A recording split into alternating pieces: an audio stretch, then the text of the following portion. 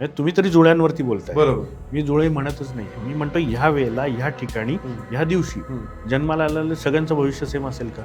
Suppose कुंडली दाखवली तर आता मी पुढची कुंडली कधी दाखवायला पाहिजे असे खूप फनी वे येतात. चित्रविचित्र म्हणजे हे तर सर्वात महत्त्वाचं म्हणजे जादूचे प्रयोग असल्यासारखे आहेत. सांगा आमच्या हातात काय. एका घरामध्ये एक मूल जेव्हा जन्माला येतं तेव्हा त्याच्या हस्तरेषेवरती फक्त त्याचं पूर्वकर्म किंवा त्याचं जे भविष्य ते असतं का त्याच्यावरती त्याच्या आई वडिलांच्या प्रार्थनाचा पण परिणाम होतो. हे जे उपाय म्हणजे पोलिओचा डोस नाही सगळ्यांनाच द्यायचा. वा वा वा, आवडलंय मला हे उदाहरण. सपोज आता एखाद्याला त्याचा पितृदोष बघायचा असेल हे असेल तर मग फक्त त्या एका व्यक्तीची हात बघायला पाहिजे का आई वडिलांचे पण बघायला पाहिजे टू चेक दॅट पॅटर्न. तसं हस्तरेषांवरनं सुद्धा तुमची रास किंवा दशा कळू शकतात. तुम्हाला PCM घ्यायचंय का तुम्हाला बायोलॉजी घ्यायचंय ह्या सिलेक्शन पासून मी सगळं सिलेक्शन करून देतो मुलांचं. अरे बापरे, एवढ्या लेवल पर्यंत. म्हणजे लहान असं तेव्हा बुध तुमचं हे असायला पाहिजे, जसं तुम्ही लग्नाच्या वेळेस तसं शुक्र आहे तसं त्या हाताच्या रेषा सुद्धा तशा बदलत जातात का? एखादा व्यक्ती जर राजकीय क्षेत्रामध्ये जाणारा असेल तर त्याच्या बोटांमध्ये काय दिसतं? मनी मॅग्नेट ब्रेसलेट ही सर फसवणूक आहे. ज्यांना ज्यांना पितृदोष आहे त्यांच्या त्यांच्या वडिलोपार्जित जमिनीत समाधी किंवा मंदिर असते.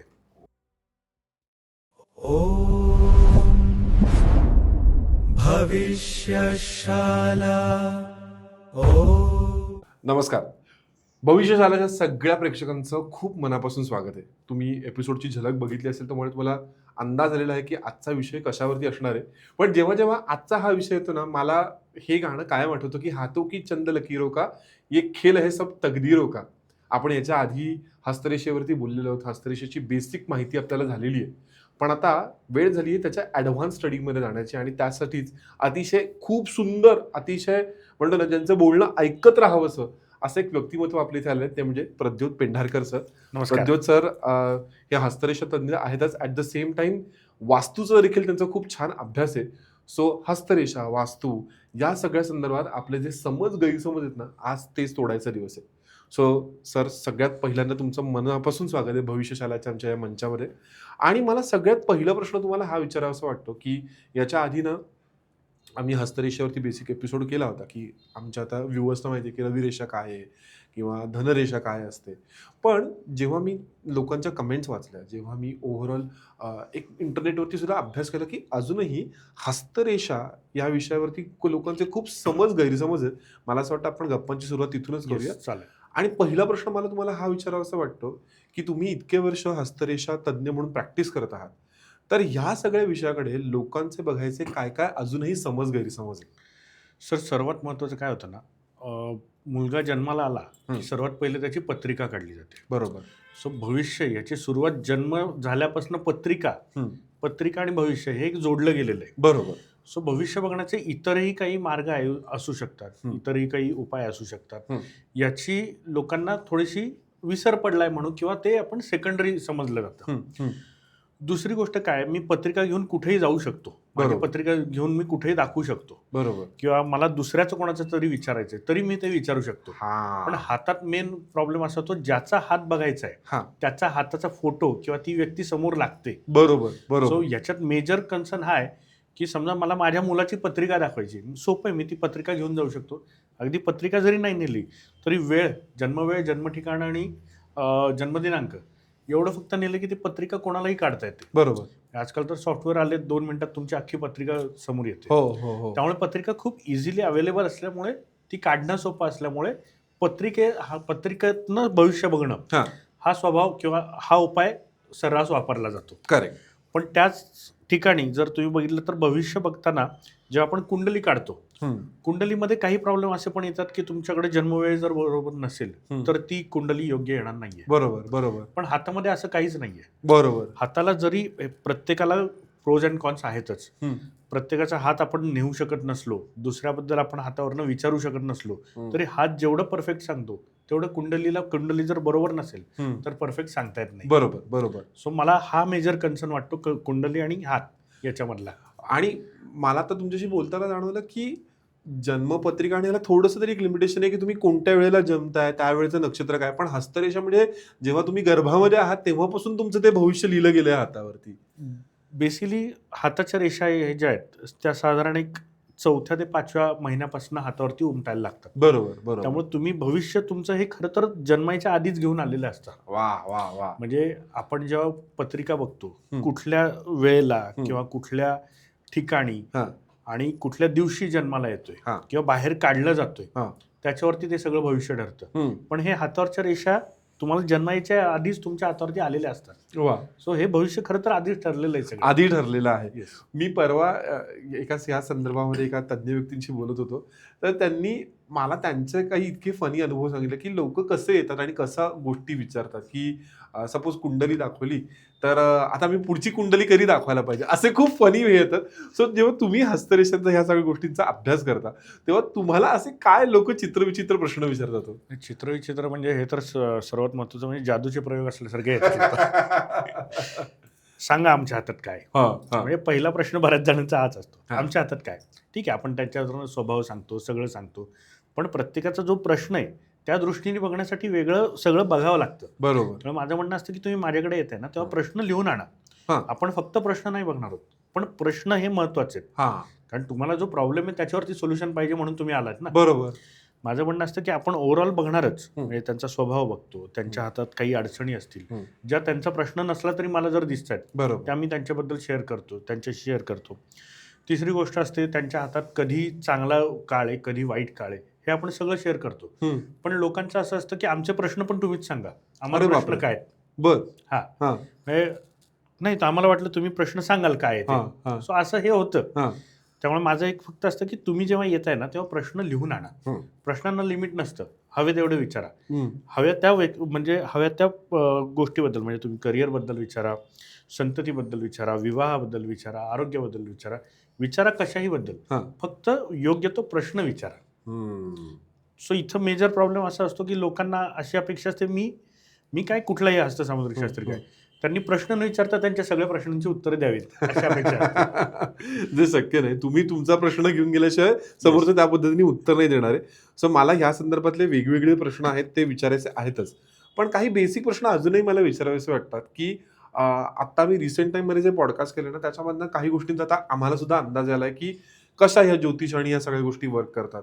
तर त्याच्यामध्ये मला कुठेतरी हे विचारावंसं वाटतं की एका घरामध्ये एक मूल जेव्हा जन्माला येतं तेव्हा त्याच्या हस्तरेषेवरती फक्त त्याचं पूर्वकर्म किंवा त्याचं जे भविष्य ते असतं का त्याच्यावरती त्याच्या आई वडिलांच्या प्रार्थनाचा पण परिणाम होतो? नाही, आई वडिलांचं म्हणण्यापेक्षा त्या घराण्याचं होतं म्हणून मी. पूर्ण घराण्याचं. येस, म्हणजे पितृदोष जो आपण म्हणतो, पितृदोष हा घराण्याचा दोष असतो, बरोबर ना आई वडिलांचा असतो. आता याच्यात पण बऱ्याचदा पितृदोष म्हणलं की लोकांना स्वतःच्या वडिलांचा दोष वाटतो.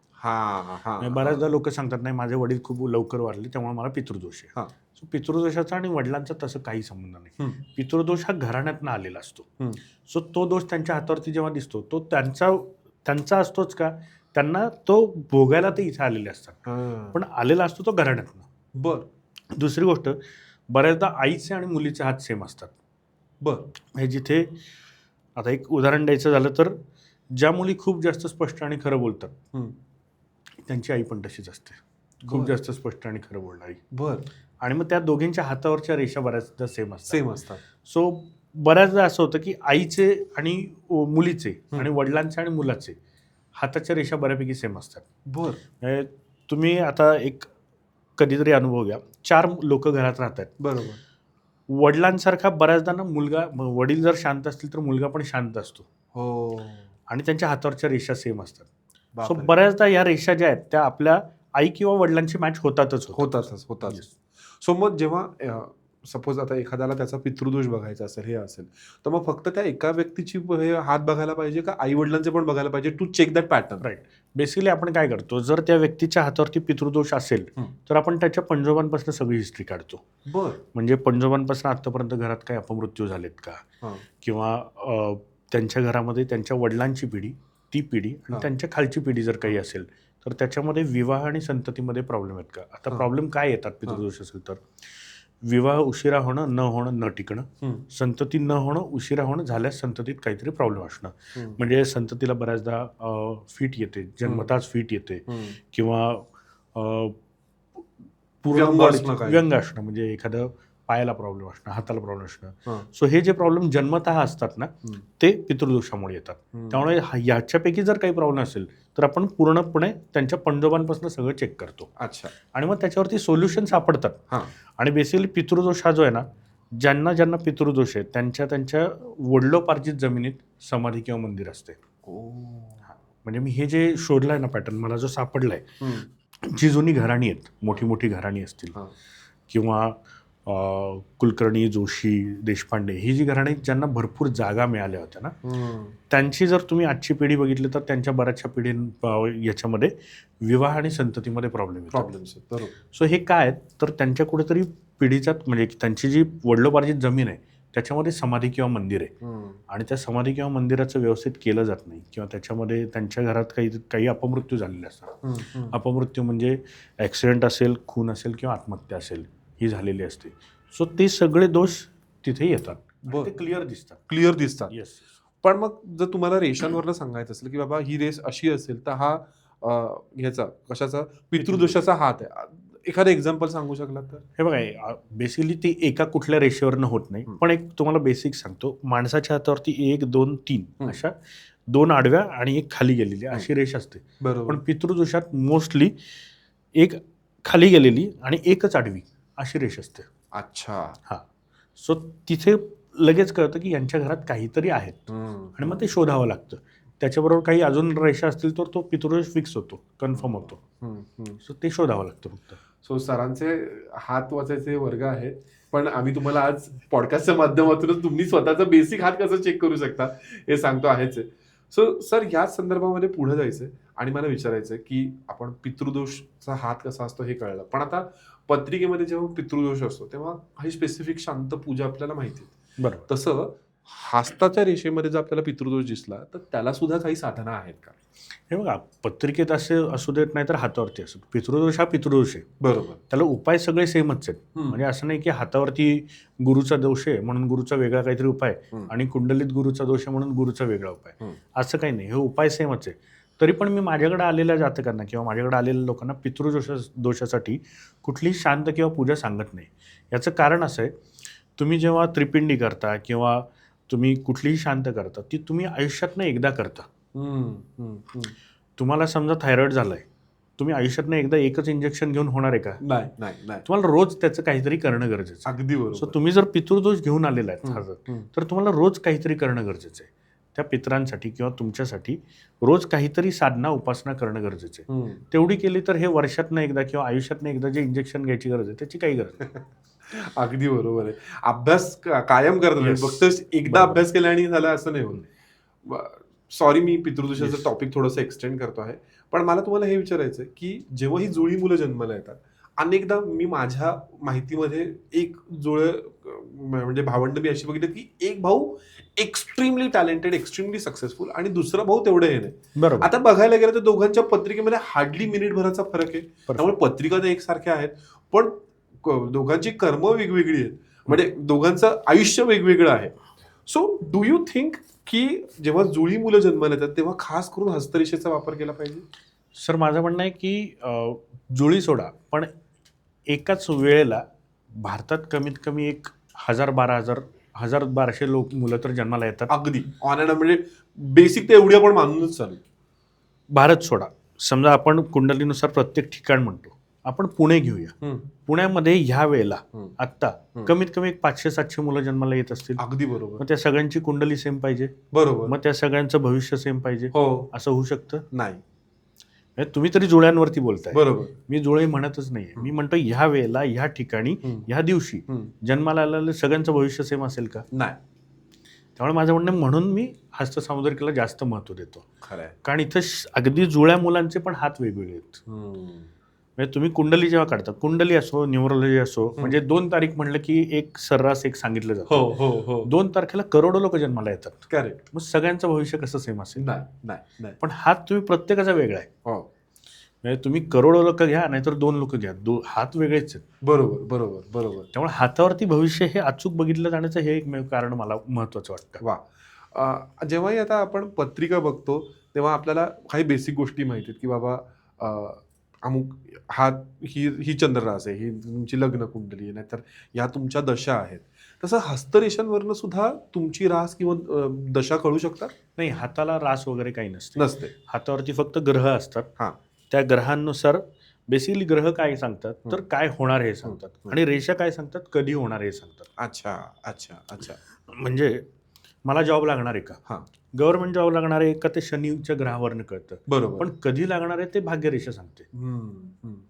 सो असा हे जग म्हणजे ग्रह आणि रेषा यांच्या कॅल्क्युलेशननुसार गोष्टी कधी आणि काय होणार आहेत ते सांगता येतं. अच्छा अच्छा. आता बऱ्याचदा असं होतं की आत्ता एखादी रेष नाहीये, नंतर रेष येते. हो हो. सो तुम्ही जी दशा महादशा म्हणताय त्या हातावरती प्रभाव रेषेवरनं बघितलं जातं. अच्छा.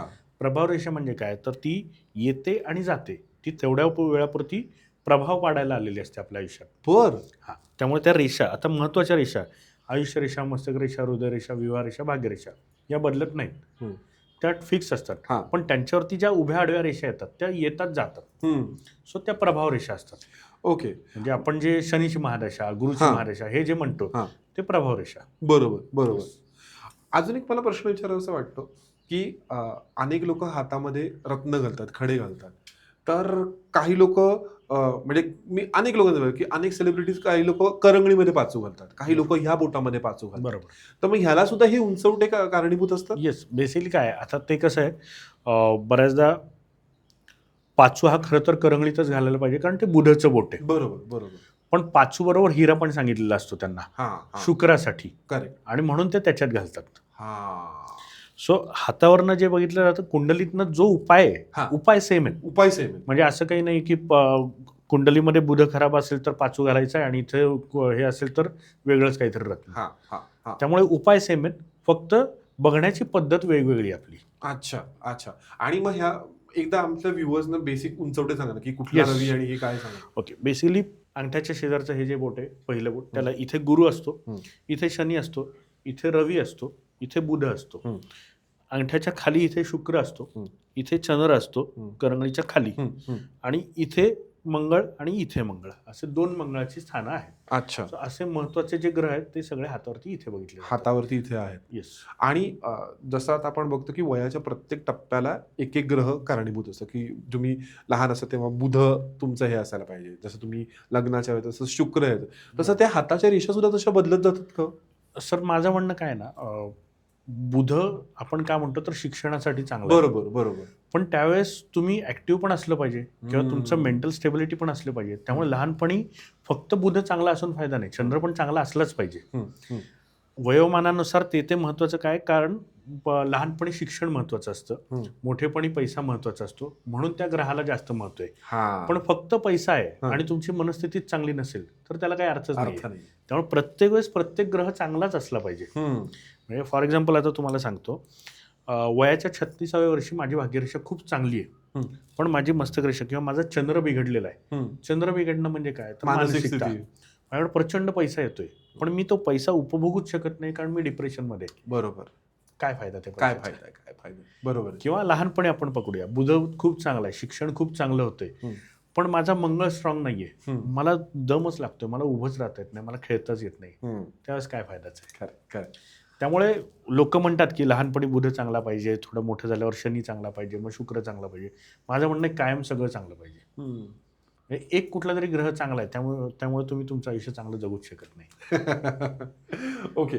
आता तुम्हाला माझा प्रश्न खूप इमेच्युअर चाइल्डिश वाटू शकतो, पण मी जे सर्वसामान्य लोकांशी बोलतो ना, त्याच्यातनं मला काही हे प्रश्न येतात की आता एक सडनली एक रील पॉपअप होतं की शुक्राचं उंचवटा तुम्हाला हे करायचं असेल तर त्याला अत्तर लावा, त्याला हे लावा.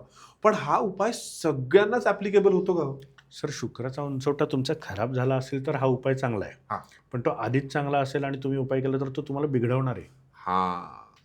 सर, कुठलाही उपाय, म्हणजे आता फॉर एक्झाम्पल हे जे उपाय म्हणजे पोलिओचा डोस नाही, सगळ्यांनाच द्यायचा. वा वा वा, आवडलंय मला हे उदाहरण.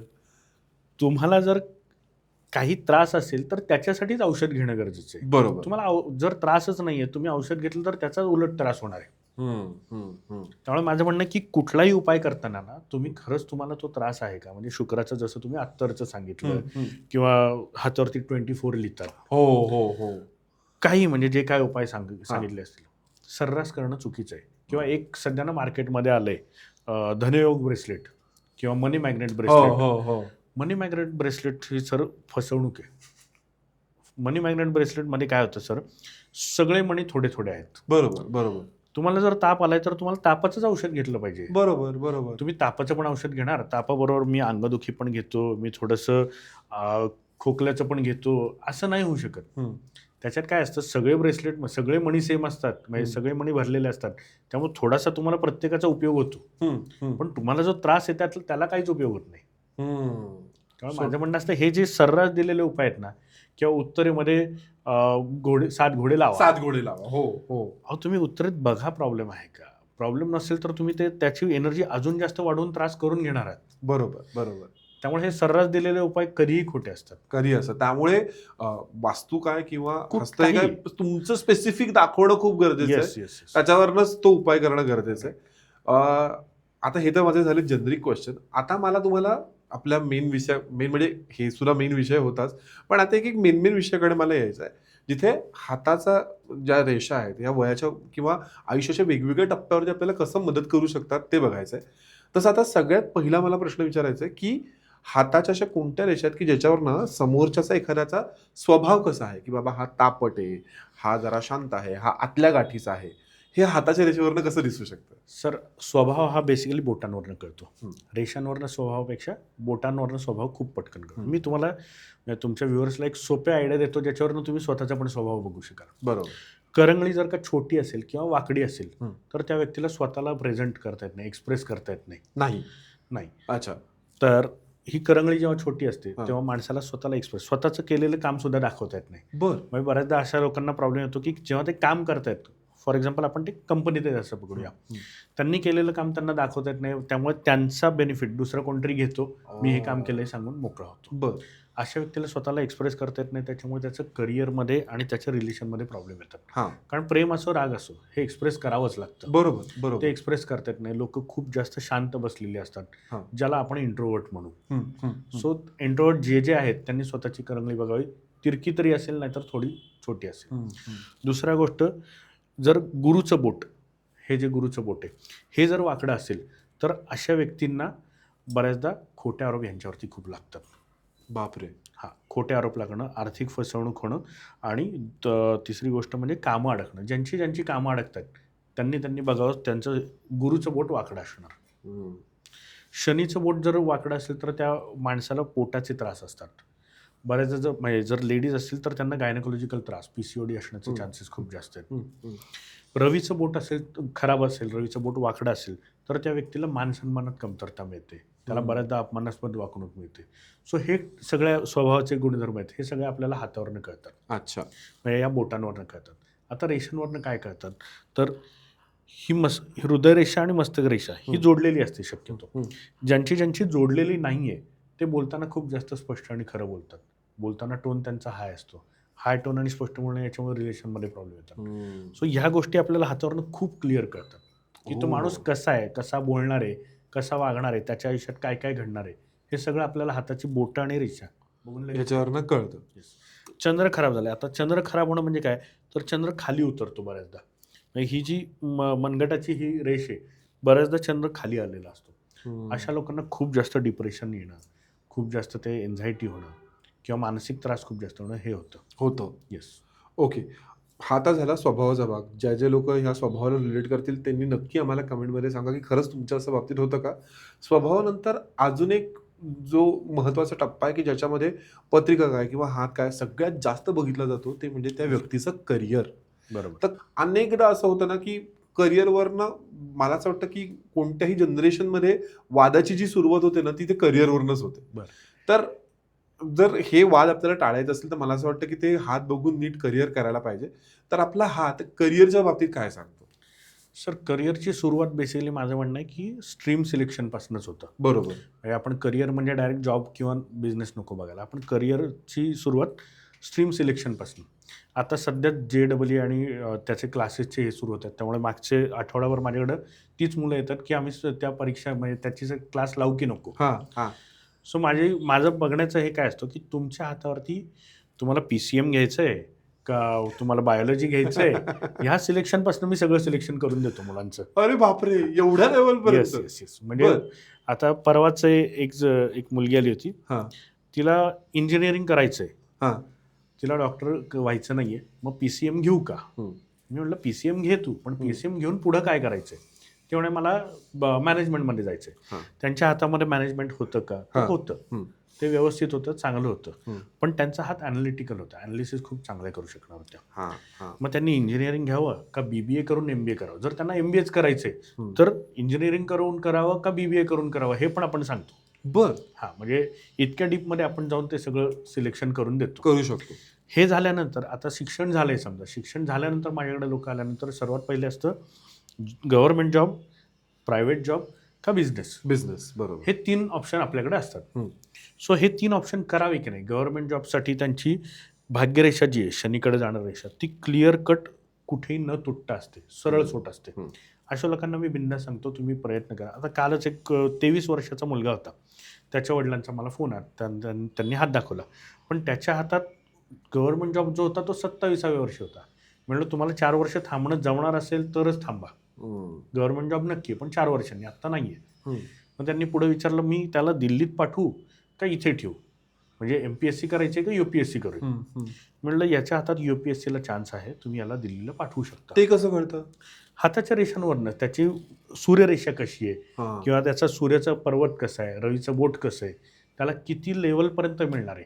आता ह्याच्यात एक गव्हर्नमेंट जॉबमध्ये पण 2 प्रकार असतात, एक असतं रँकिंगनी आणि एक असतं इंटरव्ह्यूनी. Correct correct. ज्यांचा बुधं खराब आहे पण गव्हर्नमेंट जॉब चांगला आहे, त्यांना मी सांगतो की तुम्ही जिथं जिथं इंटरव्ह्यू आहे अशा ठिकाणी जायचं नाही.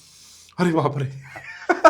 गव्हर्नमेंट जॉब आहे, मग ते स्टेनोचा असेल किंवा शिक्षकाचा असेल, काही गव्हर्नमेंट जॉब आहे, हा. पण तुम्ही इंटरव्ह्यू नाही देऊ शकत. अरे बापरे. इतक्या डीप लेवलपर्यंत आपण जाऊ शकतो. बापरे. सो काल जो आला होता त्याला मी सांगितलं, तुला MPSC UPSC शक्य आहे, पण 27व्या वर्षी, आत्ता नाही. बर, तू तोवर तयारी कर, तू एक्झाम देत राहा, पण 27व्या वर्षाच्या आधी होणार नाहीये. ठीक आहे. सो आपण हे पण सांगतो कधीपर्यंत तयारी करायची हम्म. आणि कधी थांबवायची. बर, सो हे झालं गव्हर्नमेंट जॉबचं. बरोबर आता दुसरं येतं प्रायव्हेट जॉब आणि बिझनेस. बरोबर. ज्यांना गव्हर्नमेंट जॉबची लाईन आहे हातात, पण त्यांना गव्हर्नमेंट जॉब नाही करायचा आहे, हम्म. हम्म. अशा लोकांनी बिझनेस करावा. खूप छान बिझनेस करतात. हम्म. बिझनेसमध्ये बेसिकली काय होतं, एक लाईन असेल तर तो बिझनेस चालतोच चालतो, पण एकापेक्षा जास्त हे असेल, लाईन्स असतील, एकापेक्षा जास्त भाग्यरेषा जर असतील, हम्म. तर कुठलीही व्यक्ती जो बिझनेस करतो तो एक बिझनेस कधीच करत नाही. बर. कधीही तुम्ही बघा, बिझनेसमन जो असेल, ठराविक वेळेनंतर तो बिझनेस एक्सपांड तरी करतो, नवीन बिझनेस ॲड तरी करतो, पण एकच एक बिझनेस करणारा व्यक्ती आजपर्यंत मी बघितलेला नाही. आय थिंक माझी रेषा त्या झोनमधली आहे, कारण मी पहिले CA केलं, CAचा जॉब केला, त्याच्यानंतर मी रेडिओ जॉकी झालो, रेडिओ जॉकीचा जॉब केला, आता मी आलेलो आहे यूट्यूबमध्ये. आता बघूयात माझ्या हाताच्या रेषा मला अजून कुठे कुठे घेऊन जातात. कुठलाही बिझनेसमन तुम्ही 100 बिझनेसमन समोर आणलेत, हा, तरी कुठलाही बिझनेसमन मी आयुष्यभर एकच बिझनेस करतोय असं कधीच होत नाही. खरं आहे. तो जोडधंदा किंवा ह्याच्यातनं इकडे पण इन्व्हेस्ट करू, तिकडे पण इन्व्हेस्ट करू, हे चालू करून बघू, असं करतोच करतो. सो त्यांची लाईन, एक लाईन क्लिअर असते आणि त्याच्याबरोबर अजून 2-3 लाईन असतात. अरे बापरे. जॉब करणाऱ्यांची मात्र एकच लाईन असते, हा. फक्त ती सरळ नसते, ती हम्म. तुटक असते. हम्म. कारण जॉब करणारे लोक कायम स्विच करत असतात. हम्म. कधी इथं नाही, मग त्याच्यानंतर ती तुटून दुसरीकडनं आहे, हम्म. त्याच्यानंतर ती तुटून तिसरीकडनं आहे. हम्म. सो जॉब, बिझनेस आणि गव्हर्नमेंट जॉब हे क्लिअर हातावरनं सगळं करतात. हातावरनं दिसतं.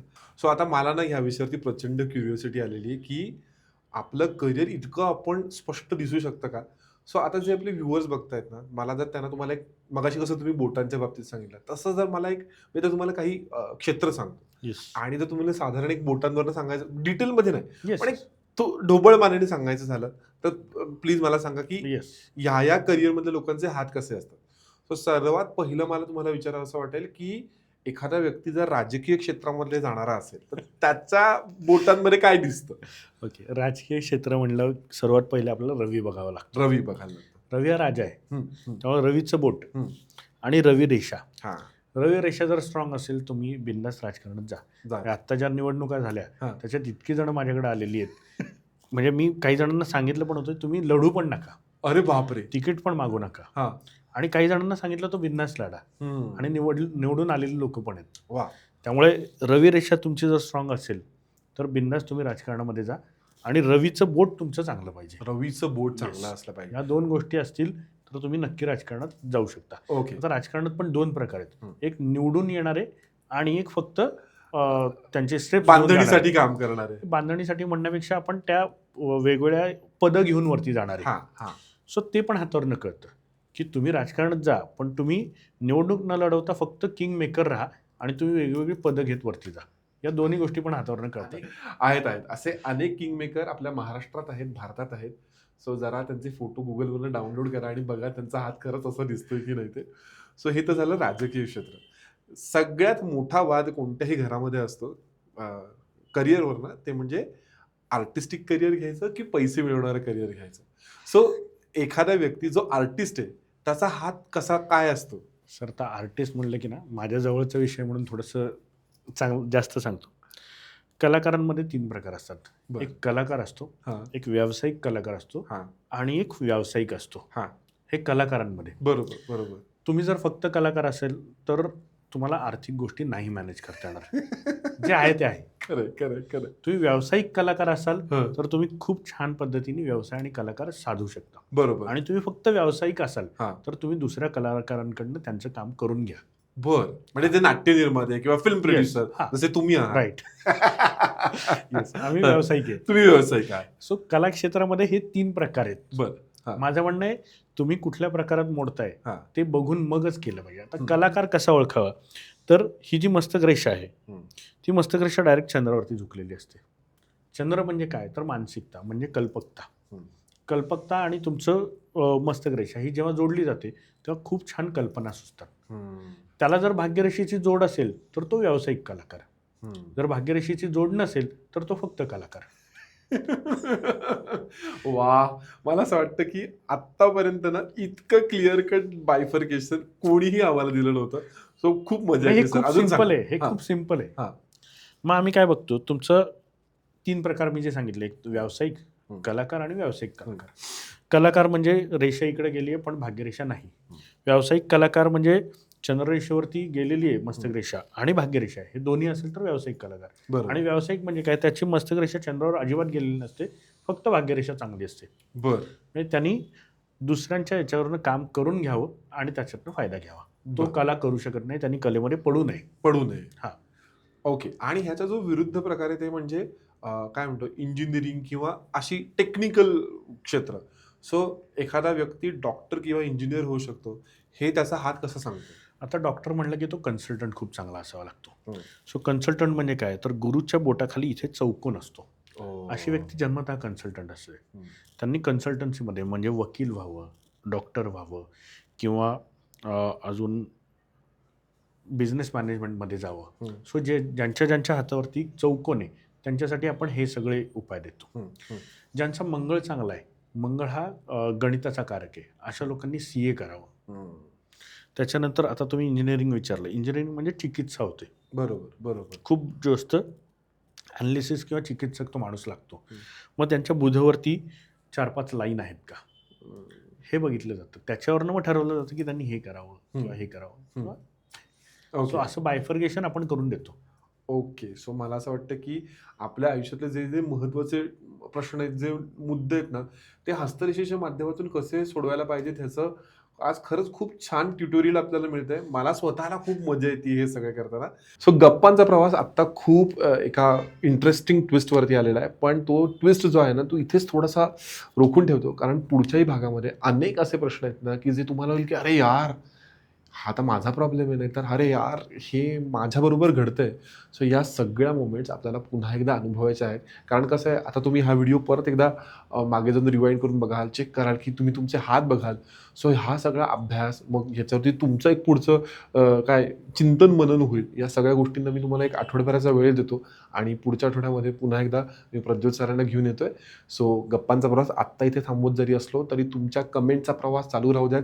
कमेंट्स भरभरून येऊ द्यात, जेणेकरून आम्ही असे अजून इंटरेस्टिंग विषय तुमच्यासाठी आणत राहू. Thank you so much.